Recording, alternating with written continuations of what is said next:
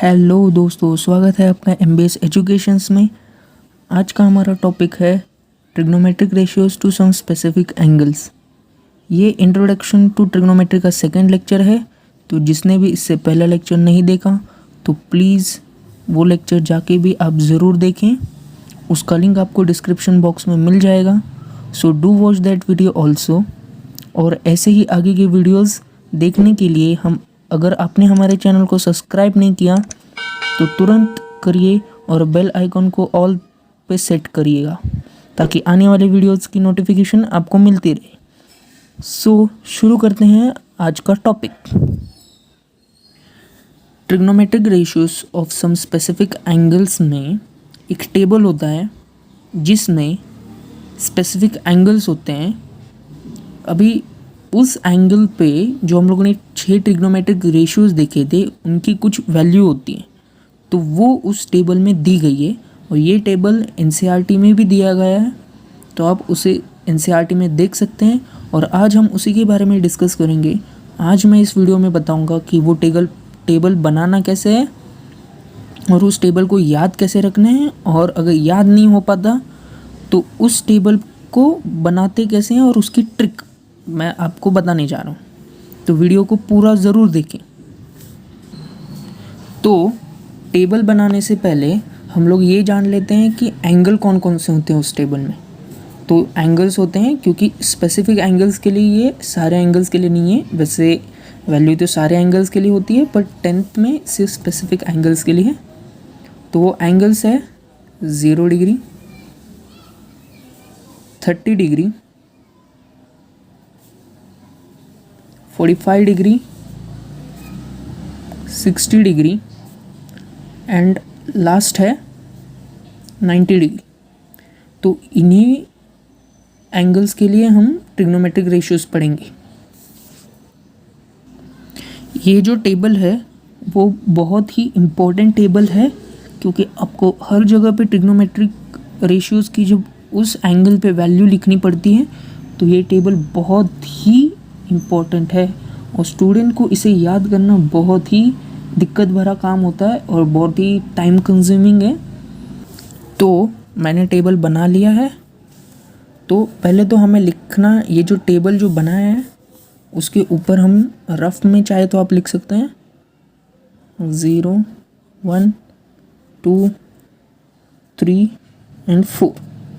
तो इन सब को आप क्या करिएगा, सबको 4 से डिवाइड करिए,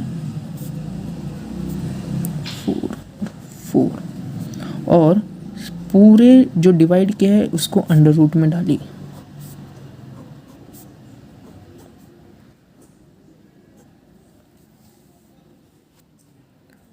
तो अभी अंडर रूट में डालने के बाद तो जो साइन 0 की जो वैल्यू होगी, जो इसका आंसर होगा वही हमारे साइन 0 की वैल्यू है। जो इसका आंसर होगा वो साइन 30 की वैल्यू है। जो इसका आंसर होगा वो साइन 45 की वैल्यू है। तो रिस्पेक्टिवली तो इसकी वैल्यू आएगी क्या। तो अगर आप 0/4 लोगे तो आपका आंसर आएगा 0। ठीक है, मैं यहाँ पे छोटे में लिख देता हूँ, इक्वल टू √0। और 0 का कोई रूट नहीं होता, तो उसकी वैल्यू 0 का रूट 0 ही होता है। तो साइन 0 हमारा आया 0। तो भी 30 के पास आएंगे। तो अगर हम इसको लिखेंगे तो √1 की वैल्यू आती है 1। √1 का रूट 1 ही होता है। और अगर हम √4 निकालेंगे तो उसकी वैल्यू होती है 2। तो हमारा यहाँ पे साइन 30 आ जाएगा 1/2। तो अभी यहाँ पे साइन 45 की वैल्यू जब निकालेंगे तो ये 2 से डिवाइड होता है। तो 2 1 ज़ा 2, 2 2 ज़ा 4। तो हमारी वैल्यू होती है रूट, अभी यहाँ पे 1 है, डिनोमिनेटर में 2 है। तो √1 की वैल्यू जो होती है वो है 1, और √2 तो हम नीचे सिर्फ √2 लिखेंगे। तो अभी यहाँ पे इसकी वैल्यू साइन 45 की वैल्यू आ जाएगी 1/√2। तो यहाँ पे तो ये डिविजिबल नहीं है, 4 जो है वो 3 से डिविजिबल नहीं है। तो भी क्या, तो जो डिनोमिनेटर है √4 जो है तो उसका तो रूट है, तो √4 की वैल्यू है 2। तो √3 को हम √3 लिख देंगे। और जो अभी यहाँ पे 90 के लिए लिखें sin 90, तो यहाँ पे ये 4 और 4 कैंसिल हो जाएगा तो बचेगा 1 और √1 की वैल्यू 1। तो अभी कॉस की तरफ जब हम देखेंगे तो कॉस की आपको याद रखने की ज़रूरत नहीं है, तो आप सिर्फ जो साइन की जो वैल्यूज़ लिखी हैं हमने वही आप उल्टी करके यहाँ से लिखें। मतलब sin 91 है तो cos 01 है, sin 60 √3/2 है तो sin cos 30 √3/2। तो ऐसे ही करके आपको वैल्यूज़ उल्टी करके लिख देनी। तो sin 0 यहाँ पे है, cos 90 0 यहाँ पे, ठीक है। तो अभी tan, तो जब आपने अगर पहला वीडियो देखा होगा ठीक से, तो मैंने एक इम्पॉर्टेंट फार्मूला करके बोला था कि tan = sin theta upon cos theta, समझो। तो यहाँ पे भी वही है, sin theta upon cos theta as it is लिखा हुआ है, सिर्फ आपको यहाँ पे फाइनल वैल्यूज़ लिखनी है अभी। तो 0/1 क्या वैल्यू होती है, 0/1 की वैल्यू होती है 0। तो 1/2 डिवाइडेड बाय √3/2, इसकी वैल्यू क्या होती है, तो ये 2 से 2 कैंसिल हो जाएगा और बचेगा 1/√3। तो इसकी वैल्यू आ गई 1/√3। तो tan 45 की भी वैसे ही है, √2 से √2 कैंसिल हो जाएगा और बचेगी वैल्यू सिर्फ 1। tan 60 2 कैंसिल, वैल्यू बची सिर्फ √3 और 1/0, क्योंकि 1/0 तो जब डिनोमिनेटर में 0 होता है तो उसकी वैल्यू होती है नॉट डिफाइन, या फिर उसी को हम इन्फिनिटी भी लिख सकते हैं।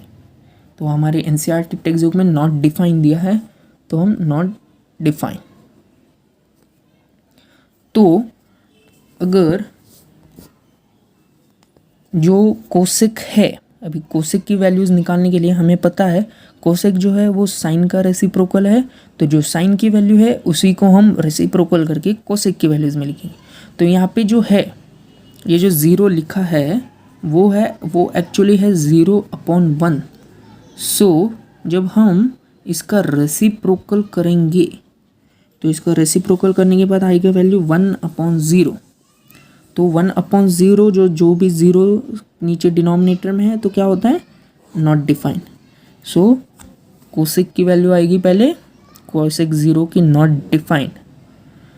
तो उसी हिसाब से कोसेक 30 की वैल्यू आएगी 2, कोसेक 45 की √2, कोसेक 60 की 2/√3 और कोसेक 90 की 1। सेक का भी सिमिलर है, सेक जो है वो कॉस का रेसिप्रोकल है, इसलिए 1 को अगर जब हम रेसिप्रोकल करते हैं तो 1 ही होता है। जब हम सेक 30 की वैल्यू आएगी 2/√3, सेक 45 की वैल्यू क्या आएगी, सेक 45 की वैल्यू आएगी √2, सेक 60 की वैल्यू आएगी 2। यहाँ पे फिर से गौर कीजिएगा, यहाँ पे भी ये 0/1 है, तो जब हम इसका रेसिप्रोकल करेंगे तो यहाँ पे नॉट डिफाइन आ जाएगा, क्योंकि 0 जो है वो डिनोमिनेटर में आ गया। अभी ये जो कॉट है उसके लिखने के 2 तरीके बताऊंगा अभी मैं। ये जो कॉट जो है वो आप कोसेक और सेक को डिवाइड करेंगे, जैसे हमने tan की वैल्यू निकाली वैसे भी निकाल सकते हैं, और अगर हम tan का रेसिप्रोकल करेंगे तो भी कॉट की वैल्यू आएगी। तो दोनों केसेस में वैल्यू तो सेम ही आएगी, तो आप कोई भी अप्लाई कर सकते हैं। तो देखिए नॉट डिफाइन अपॉन फिर से 1, सो नॉट डिफाइन अपॉन 1, तो वैल्यू तो नॉट डिफाइन ही आएगी, ठीक है। तो और अगर हम tan को भी रेसिप्रोकल करेंगे, यहाँ पे क्या है 0/1, इसका जो रेसिप्रोकल करेंगे तो 1/0, तो वो भी नॉट डिफाइन है। तो दोनों केसेस में वैल्यू तो सेम ही आएगी। तो उसी हिसाब से यहाँ पे √3 आएगा, यहाँ पे जो है इसकी वैल्यू 1 ही है क्योंकि tan 45 1 है, यहाँ पे जो है 1/√3 वो यहाँ पे नॉट डिफाइन है, तो यहाँ पे डिफाइन हो जाएगा वो, मतलब यहाँ पे 1/0 है तो वो 0/1 हो जाएगा, तो वैल्यू आएगी 0। तो यही था हमारा ट्रिग्नोमेट्री टेबल। तो बहुत से बच्चे क्या करते हैं, ये पूरा टेबल याद करने की कोशिश करते हैं, तो हमें पूरा टेबल याद नहीं करना है, ना ही पूरे वैल्यूज़ याद करने हैं, हमें सिर्फ साइन की वैल्यू याद करनी है। अगर आप साइन की वैल्यूज़ याद करते हैं तो आप पूरा टेबल बना सकते हैं, और साइन की भी वैल्यूज़ याद करने की ज़रूरत नहीं है। साइन की वैल्यू जो हमने ऊपर ट्रिक बताई है उसी के बेसिस पे आप निकालिए। तो अभी यहाँ पे नोट क्या है कि जब भी आप एग्ज़ाम लिखने जाएं, और एग्ज़ाम में ये चैप्टर है, बोर्ड्स में जब आप एग्ज़ाम लिखोगे तो ये चैप्टर तो होगा ही, पर आपके जब प्रीलिम्स हो तब शायद हो ना हो, या फिर जब आपके स्कूल के टेस्ट हो, तो आप सबसे पहले जब जाएंगे तो ट्रिग्नोमेट्री के क्वेश्चंस तो आने ही हैं, क्योंकि इम्पोर्टेंट चैप्टर है। तो उसके लिए वैल्यूज़ भूल ना जाए, क्योंकि आप अगर याद भी कर लोगे कितने भी अच्छे से तो एग्ज़ाम में भूल जाओगे। तो इसके लिए एग्ज़ाम में जाते ही सबसे पहले आंसर शीट के पीछे रफ लिख के ये टेबल ज़रूर बनाइएगा, और फिर जैसे ही आपको जहाँ पे भी ज़रूरत पड़े ये टेबल देखो और वैल्यूज़ लिख दो, तो आपका काम इजी भी हो जाएगा और आपके आंसर्स गलत भी नहीं होंगे। तो बस यहीं पे ख़त्म होता है आज का वीडियो। अगर आपको वीडियो पसंद आया हो तो लाइक करिए, सब्सक्राइब कीजिए, शेयर कीजिए, और जो भी आपके 10th में अगर दोस्त हैं तो उनके साथ शेयर कीजिए, और उनको बोलिए कि सब्सक्राइब करें और बेल आइकन को ऑल पे सेट करें। सो थैंक यू, मिलते हैं नेक्स्ट वीडियो में, बाय।